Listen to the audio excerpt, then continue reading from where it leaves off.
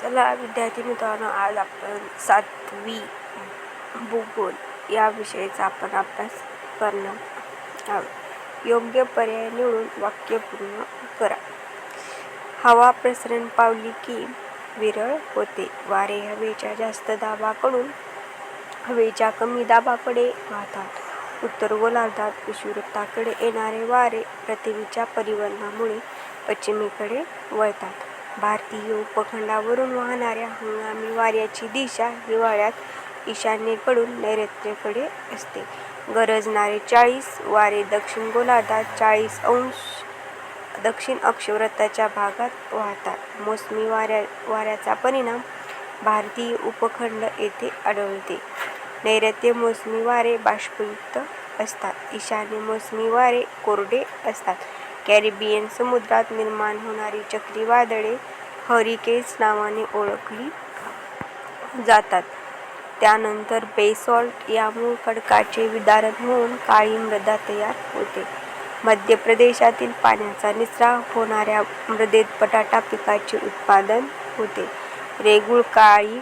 रेगूळ मृदा काळी कापसाची या नावाने ओळखली जाते. सूर्याचे भासमान भ्रमण होते, म्हणजे सूर्य वर्षभरात उत्तरेकडे व दक्षिणेकडे सरकत असल्याचा भास होतो. पृथ्वीचा आस कललेला नसता तर पृथ्वीवर वेगवेगळ्या अक्षवृत्ताच्या भागात वर्षभर हवामान तेच राहिले असते. 21 जून व 22 डिसेंबर हे ऐन दिन आहेत, कारण 21 जून या दिवशी सूर्य कर्क वृत्तावरून दक्षिणेकडे तर 22 डिसेंबरला मकर वृत्तावरून उत्तरेकडे मार्गस्थ होतो. पृथ्वीचे सूर्याभोवती परिभ्रमण व कललेला आस यांच्या एकत्रित परिणामामुळे उन्हाळा आणि हिवाळा ऋतूची निर्मिती होते.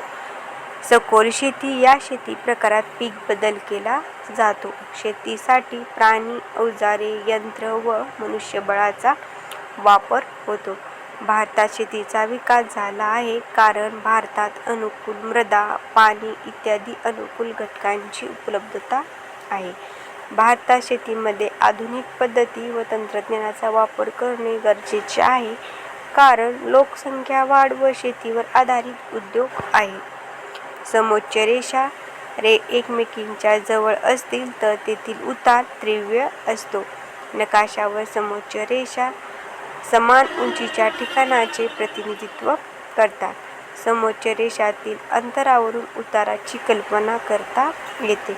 दोन समोच्च रेषातील अंतर कमी असते तेथे उतार तीव्र असतो. अशा पद्धतीने आपण आज भूगोलातील काही रिकाम्या जागा आपण पाहिलेल्या आहेत. हा व्हिडिओ तुम्हाला आवडला असेल तर चॅनलला सबस्क्राईब करा, लाईक करा, शेअर करा. धन्यवाद.